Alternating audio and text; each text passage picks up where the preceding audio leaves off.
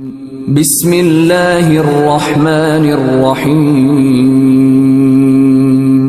حدیث قصہ کو ہم نے جس انداز سے سمجھا ہے، جس انداز سے پڑھا ہے، مجھے معاف کیجیے گا، میں آپ کے ساتھ شامل کوتاہیوں میں ہوں کہ ہم اور آپ مل کر وہ سمجھ نہ پائے جو عظمت ہے حدیث قصہ۔ اسی لیے مجھے معاف کیجیے کہ ہم جب حدیث قصہ کی تلاوت سنتے ہیں تو سوچتے ہیں شاید ابھی مجلس شروع نہیں ہوئی، ہم اسے مجلس کے ماسوا سمجھتے ہیں، حالانکہ جس کو حدیث قصہ سمجھ میں نہ آئی اسے مجلس کیا سمجھ میں آئے گی۔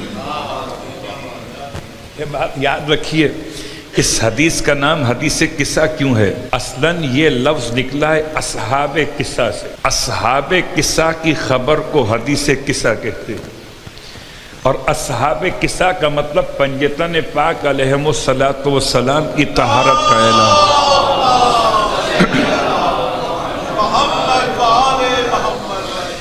اور اسی حدیث قصہ کے حوالے سے آپ کی خدمت میں یہ بات بیان کر دوں کہ اب یہ بحث اپنے مقام پر سند کی بحث ہو، راویوں کی تحقیق ہو، کتنے الفاظ کس حد تک قابل قبول ہیں، یہ پوری بحث میں پھر بھی کہہ چکا 2 دن پہلے بھی آپ کی خدمت میں کہ یہ ساری بحث علمی اعتبار سے طلباء کے لیے ہے۔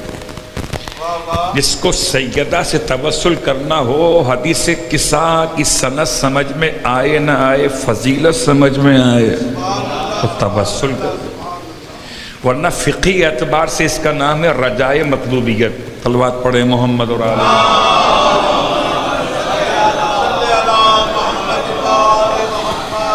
آیت اللہ بہاؤالدینی علماء میں ایک ایسی شخصیت کہ جو عرفانیات کے اعتبار سے کچھ زیادہ قریب سمجھے گئے اہل بیت اطہار کے علوم سے۔ سارے علماء اعلام مراجع عظام جو آل محمد کے در کے فقیر ہیں وہ سب ہمارے سر کا تاج ہیں۔ جو آل محمد کے در کے فقیر ہیں وہ ہمارے سر کا تاج ہے۔ اور اسی میں سے ایک وہ شخصیت، بڑا مشکل وقت تھا جب صدام نے سرزمین ایران پر حملہ کیا تھا، اور سرزمین ایران پر خاص جب قم کے اطراف میں بمبارمنٹ ہوتی تھی۔ بہت غور کیجئے گا، آج کے حالات میں حدیث قصہ کو ہم ہوا میں اڑا دیتے ہیں، اس زمانے کی بات کر رہا جب صدام کا دور ہے اور صدام کی وجہ سے ایران پر بمبارمنٹ ہو رہی ہے، اور بمبارمنٹ ہوتے ہوتے قم کے اطراف میں واقعات پیش آ رہے تھے، تو لوگ اتنا پریشان تھے، مشکلات میں تھے، روتے ہوئے آغا بہاؤالدینی کے پاس پہنچے، آیت اللہ بہاؤالدینی، اور ان سے کہا کہ کیا کیا جائے، قم کا اطراف بھی محفوظ نہیں رہا ہے۔ تو کہتے ہیں کہ انہوں نے تاکید فرمائی کہ حدیث قصہ کی محفل منعقد کرو۔ حدیث قصہ کی محفل منعقد ہوئی اور اس کی برکتیں یہ ظاہر ہونے لگی، جو ویسے تو سمجھ میں نہیں آئیں۔ بمبارمنٹ رک گئی، ایسا محسوس ہوا جیسے ہو نہیں رہی، لیکن کہتے ہیں کہ بمبارمنٹ کرنے والوں میں سے ایک ایئر کرافٹ ایسا تھا کہ جو وہاں پر کریش ہو گیا، گر گیا قم کے اطراف میں۔ جب اس کے پائلٹ کو جو زندہ بچ گیا تھا اسے گرفتار کیا گیا تو اس سے پوچھا گیا، عراقی پائلٹ تھا، اس سے پوچھا گیا کہ تم کس طریقے سے قم کے اطراف بمبارمنٹ کر سکتے ہو؟ اس نے کہا کہ نہیں، اب کیفیت الگ ہے، کل سے پہلے تو ہمیں قم دکھائی دیتا تھا، پتہ نہیں آج سے کیا ہوا ہے، ہم جب اوپر سے دیکھ رہے تھے آج تو ہمیں قم نہیں دکھائی دے رہا تھا، لگا پانی ہی پانی ہے، اور اس کے چاروں طرف ہمیں کچھ سمجھ میں نہیں آتا تھا، پانی سمجھ میں آتا تھا، سوچتے تھے پانی کے اطراف میں کیا بم گرائیں۔ صلوات پڑھیں محمد اور آلہ۔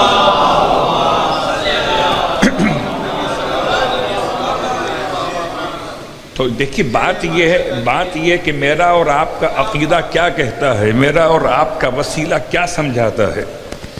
حدیث قصہ کی فضیلت و اہمیت کے اعتبار سے علماء نے مجھے اور آپ کو کیا پیغام دیا ہے، تو آئیے آیت اللہ بہاؤالدینی فرماتے ہیں 4 باتوں پہ خاص توجہ کیجیے۔ پہلی بات، جب کوئی مشکل پریشانی ہو تو نذر مان لیجئے۔ نذر کا مطلب خدا کی راہ میں قربانی پیش کرنا، گوسفند وغیرہ کی، اور اس سے مستحقین کو کھانا پہنچانے کا انتظام کرنا، یہ بڑی مؤثر کیفیت ہے۔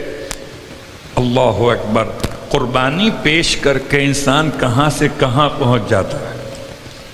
تو قربانی خدا کی راہ میں پیش کرنا انسان کی مشکلات کے خاتمے کا عنوان ہے، نذر۔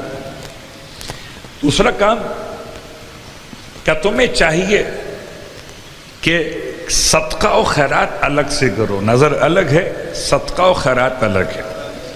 تیسرا کام، کثرت سے درود پڑھو، اور چوتھا کام، کثرت سے حدیث قصہ کی تلاوت کرو۔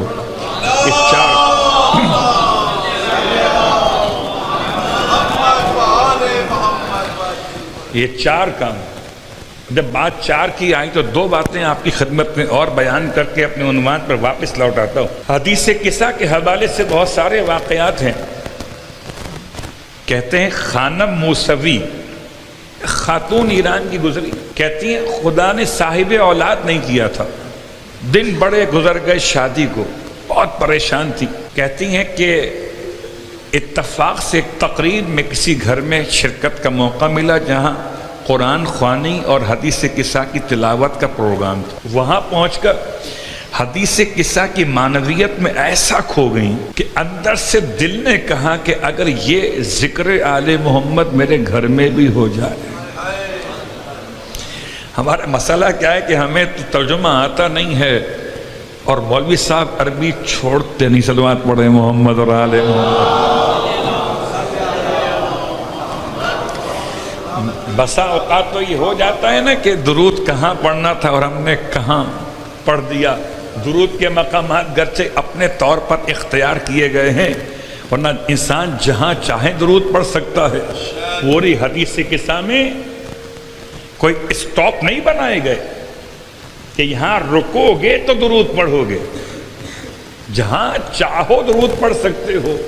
اور جہاں فضیلت آل محمد سمجھ میں آئے تو درود کا تقاضا تو اور بہتر ہو جاتا ہے۔ تو ایسے میں خانم موسوی کہتی ہیں کہ میرے دل میں کیفیت تھی، میں نے صاحب خانہ خاتون سے التماس کی کہ اب یہ پروگرام میرے گھر میں چاہتی ہوں منعقد کیا جائے، اور 40 ہفتوں کے لیے میرا نام لکھ لیجئے۔ جب آئندہ 40 ہفتوں تک حدیث قصہ کی تقریب میرے گھر میں ہوگی۔ کہتی ہیں یہ میں نے اپنے گھر میں آغاز کیا، ابھی 5واں ہفتہ گزرانا تھا، خدا نے مجھے خوشخبری اولاد نصیب فرمایا۔ یعنی وہ آثار حمل 5 ہفتے بعد خدا کی طرف سے حدیث قصہ کی برکت سے۔ اللہ اکبر۔ تو بات اپنے مقام پر انسان سمجھے تو بہت کچھ ہے، نہ سمجھے تو کچھ بھی نہیں ہے۔ سیدہ کی چادر کا تذکرہ کرو، تمہاری عزت و آبرو خدا بڑھا دے گا۔